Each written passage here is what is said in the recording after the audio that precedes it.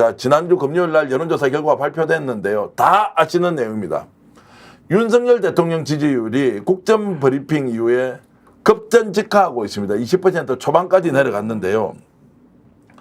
왜 여론조사가 최악으로 나오느냐라고 하는 부분은 지금까지 우리가 특정한 사안에 대해서 이렇다 저렇다 하고 하지만 보수 쪽에서 급격하게 무너지고 있는 느낌, 특히 TK 쪽에서 윤석열 대통령에 대한 지지율이 대폭 떨어졌다. 김정욱 박사님, 뭐 때문에 그렇습니까?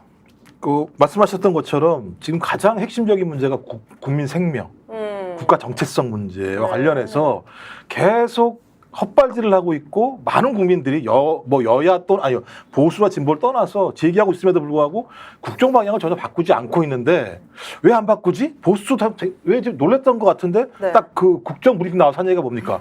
기자들한테 가보시라. 병원에 가봐 라고 얘기하잖아요. 네. 아니 많은 국민들 보수도 진보도 병원에 가지 않습니까? 주변에 많은 분들이 지금 진료와 수술을 못 받는 상황을 다 알고 있는데 대통령이라는 사람이 기자의 질문에 대해서 병원에 가봐라고 얘기를 하고 있는 상황. 또 하나 청문회 봤잖아. 내가 청문회 지켜보니까 다 같이 본 거 아닙니까? 모든 국민들이 청문회를 네. 하는 얘기가 뭐냐면 모든 의혹이 해소된 거 아니야? 외압 없었고. 대통령이 얘기를 하는 외압이 없었다고 얘기한. 이게 제가 볼 때 진보나 보수나 저 사람은 국민들의 민심과 여론을 전혀 귀뚱에 듣지 않는구나. 자기 생각을 독선하는구나. 독주와 독선은 독재로 갈 수밖에 없거든요. 근데 진보든 보수든 독재 망령에 대한 나름대로의 고통들을 다 안고 있었던 국민들이 많이 계세요. 제가 볼 때 그래서 보수층 같은 경우 지금은 일종의 응징입니다. 그러니까 완벽하게 너 안 돼라는 개념보다는 야, 왜 그래? 방향을 좀 바꿔야 되는 거 아니야? 말은 그렇게 하면 안 되는 거 아니야? 라고 하는 정도의 응징 투표 개념들이 지금 결합되고 있다는 생각이 들어요. 자, 지금 이제 의료 문제 잠깐 하셨는데요. 오늘 MBC에서 지금 저녁 뉴스 7시 40분부터 했던 MBC 뉴스데스크에서 세 꼭지, 네 꼭지가 연속해서 의료 대란 관련된 것. 그렇군요. 오늘 한국경제신문에서 인터넷판으로 머리 기사가 의료 대란이에요.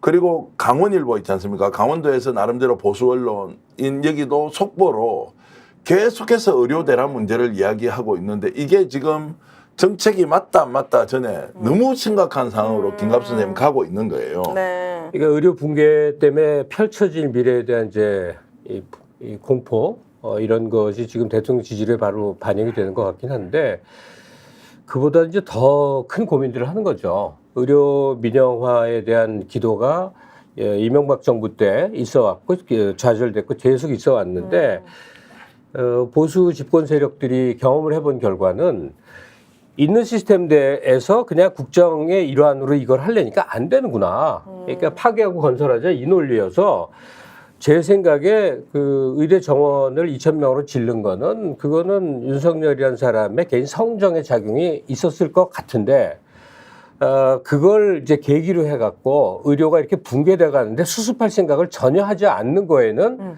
어떤 숨은 의도가 있다. 여긴 선수들이 붙어갖고 이렇게 해갖고 의료 붕괴적 상황이 막 엄청나게 이제 빠져들면요. 사람들이 웬만큼 나쁘면 저항을 하는데 네. 아주 나쁘면 저항을 포기한다는 게 일종의 사회학의 이치예요. 어머나. 아예 그냥 남미가 그래서 일어서지 못한다는 건데 의료 문제도 완전히 그냥 붕괴 상태예요. 그래서 돈 있는 사람 큰 돈으로나 암수술 받을 수 있고 큰 돈을 질러야만 해결될 수 있는 체제를 고민해 나가면서 잠깐 민간 사보험 영역이 확대되면서 정부에서 이제 정책적으로 뒷받침을 해서 확 이제 의료의 민영화 쪽으로 전환이 될 때 속수무책인 상황이 벌어질 수도 있구나. 어머나. 그래서 이게 처음엔 아무도 역대 어느 정부에서도 실현시키지 못한 의대 정원 증원이라는 실적에서 출발을 했으나 네. 이걸 계기로 해서 이거 현행 의료제도를 붕괴시키고 민영화하려는 초석을 다지고 있는 과정이구나 이런 것으로 보여요. 근데 이제 어쨌든 대통령의 지지율이 폭락하고 있는 상황인데 조금 전에 우리 김갑수 선생님 하신 말씀은 우리가 일반적으로 설마 하는 일, 약간 음모론일 수도 있고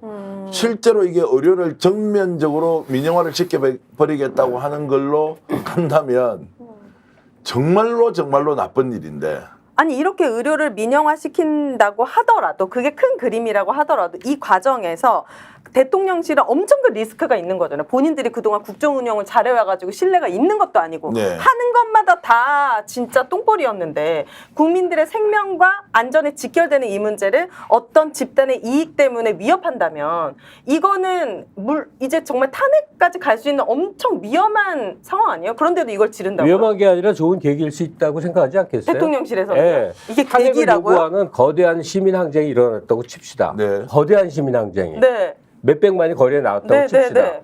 박근혜 때 시기처럼 그냥 점점 밀리다가 탄핵당할까요? 아니겠죠. 요즘 뭐 민주당 의원들 다 얘기하고 있지 않습니까? 바로 계엄 때리겠죠. 그 명분에는 이제 북에서 지령받은 이 공산분자들이 이제 뒤에서 선동을 했다든지 뭐 많이 만들겠죠. 그건 뭐 검찰의 특기니까. 그래서 계엄으로 바로 가려는 그 준비가 지금 착착 진행되고 있는 거여서 이래도 민영화 저항의 불꽃이 엄청 세져 갖고 거의 밀란 수준의 국민 항쟁이 벌어지면 그것대로 영구 집권을 위한 계엄령 선포. 뭐 이 국면이 지금 현재 눈앞에 일하니까. 근데 김학수 선생님 말씀하시는 게 실제로 벌어졌어요. 언제요? 그게 재난의 정착이라는 거예요. 재난의 네, 정착이요? 1970년대 남미가 작살납니다. 경제가 다 무너져요. 네. 근데 그때 뭐가 들어가냐 신자유주의 경제라 해가지고 모든 민간 영역이 들어가서 다 국가 영역을 갖다 장악을 해요. 그럼 남미 경제가 폭삭 망합니다. 네. 그게 계속 옮겨다니면서 망해요. 근데 지금 마찬가지입니다. 지금 최근에 연금 문제가 나왔잖아요.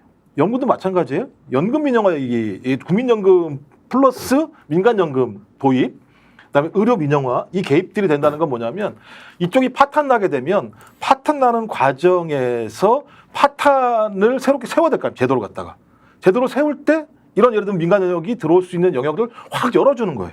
그러면서 완전히 이제 민영화된, 그러니까 소위 국가가 지금까지 책임졌던 영역 자체가 민간의 영역들이 다 와서 이익을 갖다가 얻는 것 같다가 대체적으로 재난의 정치학이라고 그래서 어머나. 부자들이 돈을 가장 많이 벌 때가 언제냐? 재난이 발생했을 때 가장 많은 돈을 번다. 이게 이제 뭐 대부분 1970년대부터 지금까지 확인된 내용이기 때문에 네. 대통령의 발언 하나하나가 중요하다는 건 그런 거거든요. 그런 발언 하나하나가 그냥 우리가 볼 때는 왜 저런 얘기하지? 라고 얘기할지 모르겠습니다만 네. 소위 보험업계에서는 거의 영업사원이죠. 대통령이. 판을 다 깔아주니까.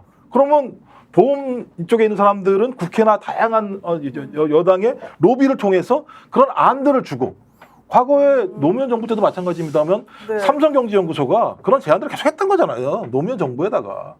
왜? 이익을 위해서라면 뭐든지 하는 집단이기 때문에 민간에 있는 기업 영역들은 저는 만약에 민간 요번에 그 의료 대란으로 의료계가 무너졌을 때 네. 그것을 어떻게 채울 것인가 지켜보세요. 제가 볼 때는 그런 부분 아까 김갑 선생님 말씀하신 그런 부분의 개입이 괴외 적극화될 가능성이 높습니다. 스픽스는 말하는 언론입니다. 대세는 유튜브, 그중에서 스픽스. 좋아요, 댓글, 구독, 알림 설정. 여러분이 저희를 사랑해 주시고 우리가 여러분을 사랑하는 4가지 방법입니다.